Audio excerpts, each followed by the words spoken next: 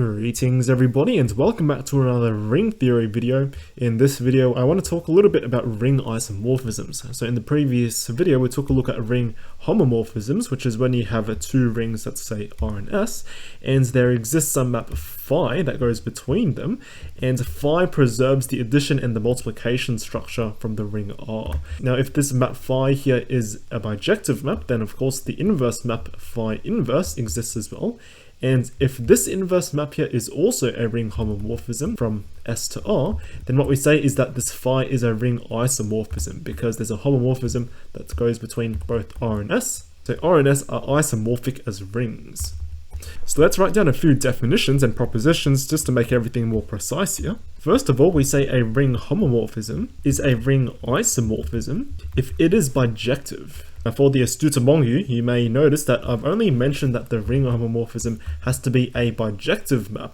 I didn't even say anything about the inverse map here being also a ring homomorphism.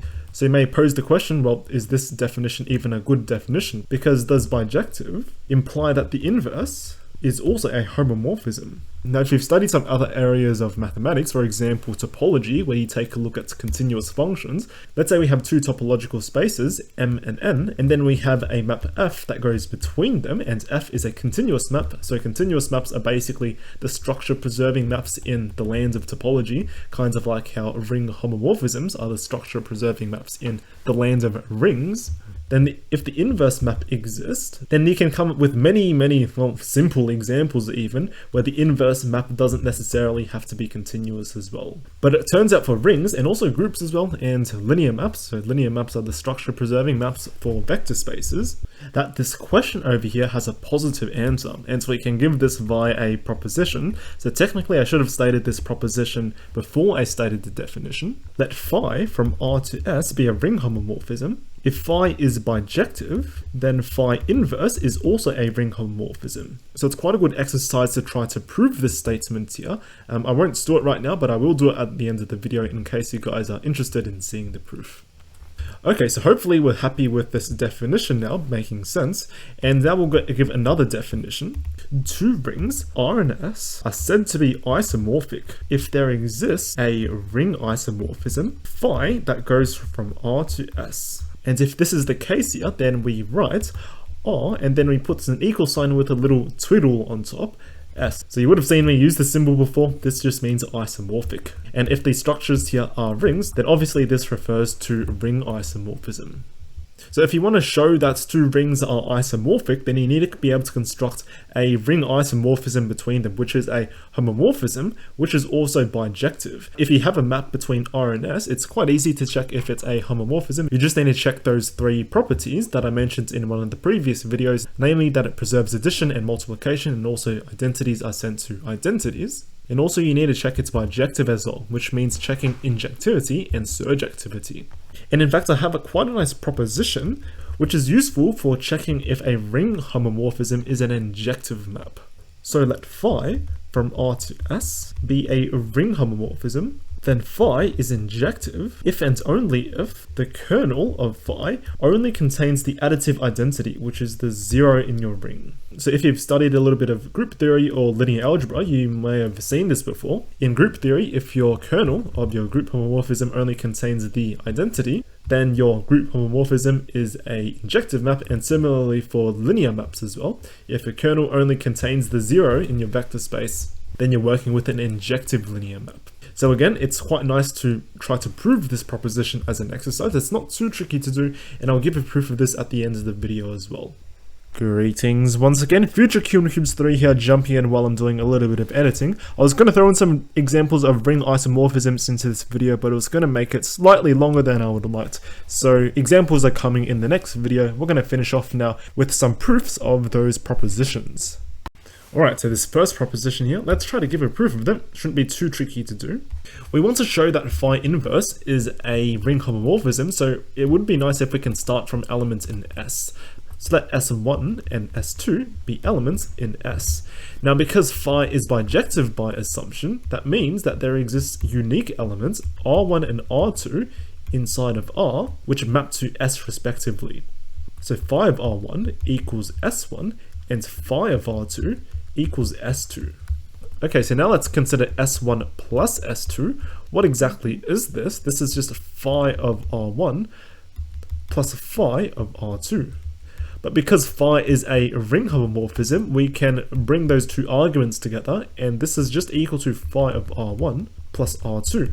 Okay, but now hopefully you see it. Since phi is bijective, we can just apply the inverse map on both sides, and this is how we're going to get the phi inverse of S1 and S2. So this tells us phi inverse of S1 plus S2, this is equal to R1 plus R2. But hang on a minute, R1 and R2, that's just phi inverse of S1 and phi inverse of S2, because again, phi is bijective. So this is phi inverse of S1, and let's try to squeeze it in there. We have phi inverse of S2. And it can do basically the same thing for multiplication as well. Let's take a look at S1 times S2. This is phi of R1, phi of R2. But because phi is a ring homomorphism, this is phi of R1, R2. But now applying the inverse on both sides, we have phi inverse of S1, S2. That's exactly R1, R2. But R1 and R2, we know that's phi inverse of S1, and then phi inverse of S2. And then finally, phi is already a ring homomorphism, so obviously it's going to send identity in R to identity in S, but you can just reverse this, and you'll get to phi inverse of identity in S is sent to identity in R. Okay, and for the second proposition here, it takes a little bit of playing around to get it, but again, it's not too bad. So we need to prove both directions here because this is if and only if. So let's do the slightly more complicated direction first, which is the forward direction. We want to show that the kernel of phi is equal to 0, given that the condition that phi is injective. So what we're going to do is we're going to start by letting some element R be inside the kernel, and we're going to show that this R must be equal to 0 if we assume injectivity. Now what I'm going to do is I'm just going to take some other random element S inside of the ring R. Now let's consider phi of R plus S. Because phi is a ring homomorphism, we can split this up to becoming phi of R plus phi of S. But hang on a minute, R was inside of the kernel of phi, which means this guy over here gets mapped to exactly 0. And this leaves us with phi of S. And you may notice something, we have phi of something being equal to phi of something else. So by injectivity, which is what we're assuming here, it must be that R plus S is equal to S. But well, this tells us that R must be equal to 0. So no matter what R you pick inside of the kernel, it's forced to be equal to 0. So this shows this direction of the implication. Let's show the other direction now. This one's a little bit more simpler. What we want to do is show injectivity given the kernel is equal to 0. So how do we show something is injective? Well, we want to start off with something generic, like phi of R being equal to phi of S. And we want to somehow show that R is equal to S. Well, that's not too tricky to do because you can just subtract this phi on both sides and you'll get phi of R minus phi of S equals to 0, but because phi is a homomorphism, this tells us that phi of R minus S must be equal to 0. But remember, we're assuming that the kernel of phi is exactly the 0, but we found R minus S is inside the kernel of phi because it's getting mapped to 0 here, but this tells us that R minus S must be equal to 0.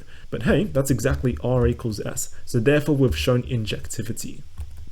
And that completes the proof of this proposition. So both of these propositions, they're fairly simple proofs, nothing too tricky. Maybe it just takes a little bit of playing around with to get the second one here. So there we have it, everything's proved, and that's going to be everything for this video.